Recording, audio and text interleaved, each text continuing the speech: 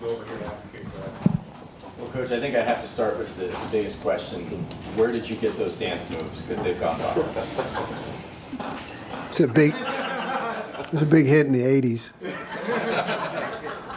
The defense kind of making a statement like that, how have you seen that build the confidence? I know it's just been a couple of days, but to say, this is what we talk about. Ryan said they kind of re-engineered it after the Oregon game. Kind of see that pay off. Yeah, you're happy for the players, all the work they put in, and we've been preaching that has to be our standard. It just has to be the expectation. So it builds confidence, and I think not just in the players, but the whole team or the whole staff or fans. I mean, when you have a defense that you can count on, I think it just mentally gives everybody a sense of calm. We'll go second row here, Stephen. When you evaluate the Oregon game, obviously the last couple of weeks, it seems like you've been a little bit more aggressive with the blitz calls. And I know you've got a lot of faith in this defensive line, but when you were evaluating that Oregon game, how did you maybe change your approach in terms of how often you wanted to send more than 4 guys? And have you seen like an uptick in how much you wanted to do that just based on what you saw 3 weeks ago in the game? And what's necessary at this point? Right. I think, that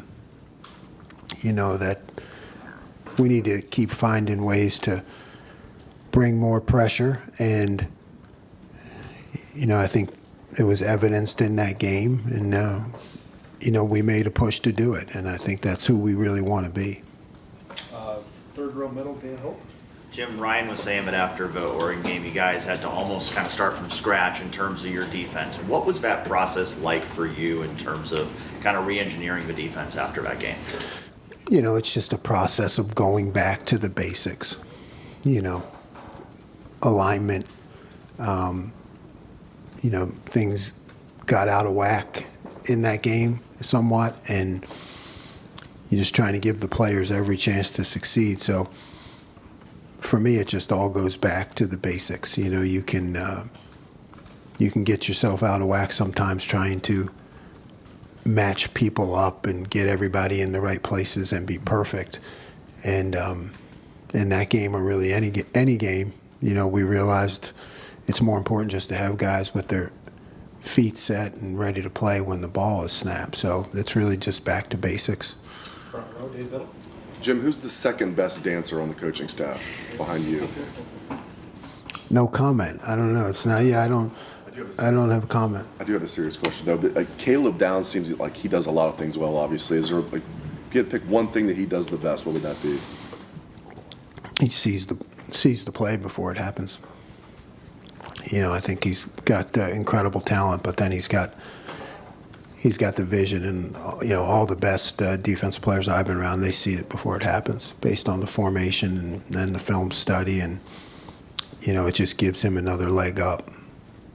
We'll stay in the front row, Austin.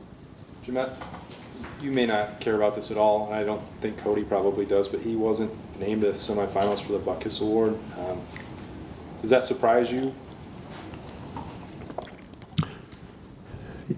Yeah, I mean, he's our leader, so you like to see him get recognition. I'm not up on how that whole process works, so I guess nothing surprises me that way. But certainly like to see him get any recognition that he can, because he does a lot for us. Right behind him, Bill Landis. Jim, when you talk about getting back to basics, it feels like over the last 2 weeks maybe you've structurally at times more resembled what you were doing at Oklahoma State, and not always maybe what you've done here for the last year and a half or so. Am I off base with that, or how much is there truth in that, and you just sort of getting back to the things that had made you a successful coordinator as well, not just for the players themselves? Right. I mean, I think there's a lot of truth in that, and that's kind of what I say, like getting back to basics, and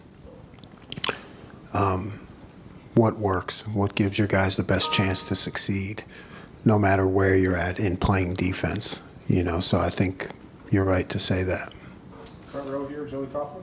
Just as far as getting back to basics, is that the way? Is that the calls you make? Is it the assignments you give players? That's assignments. Can you just kind of elaborate? I guess what do you? Yeah, I mean, I think it just starts with your structure, how you line up, you know, experience all kinds of tempos these days and various formations. So it's just, how do you line up? How do you match up? You know, what's the basic structure of the defense? How can you get set quickly and operate and make those adjustments given what the offense presents to you, you know? Stay in the front row, right next door, Bill Rabinowitz. Yeah, I'm sure it was humbling what happened against Oregon, and then have Ryan Day kind of say we got to change things. But now it seems like you are getting back to some of the stuff that you did at Oklahoma State. Is this kind of back to a comfort level for you, or do you feel real good about where you are with this? Yeah, I feel comfortable with it. You know, I mean, what happened happened. So you have to look at yourself, and it's my job to have the answer. So, I mean, I know systematically what the answers are. So getting back to that. So there's definitely a comfort zone to it. Go deep center field, Jeremy Birmingham. Jim, how do you handle a situation like a guy like Jack Sawyer, who obviously has played a lot of football here? I think at times maybe it seems like he's this close to having big plays in the game, and then maybe they don't materialize for whatever reason. Is there a propensity for a player like that who's had success to overreact, to try and do too much, and how do you guys handle that internally? Yeah, I think that's human nature. You know, Jack's a competitive dude and wants to make plays, and I think that's human nature, but he's also a team guy, and he always has been. So you just tell him to keep swinging. You know, just keep doing what you're doing. The production will come. You know, if you remember last year, his later half of the season was fantastic. So that's what I expect out of him too here. Go fourth row middle, Tony Gerdman. It's been a few weeks, but I was just wondering about your reaction to Nick Saban's comments about the antiquated pass rush. I didn't hear them when I don't get to read much or see much. What did he say? He just, after the Oregon game, just reviewing it, said he thought that the four-man rush was kind of an antiquated attack. Yeah, I don't know. Well, he knows what he's talking about, so I mean, you know, you can't argue with his success. But you know, we just have to keep evaluating ourselves and getting better. Go to Rob Aller, Columbus Dispatch.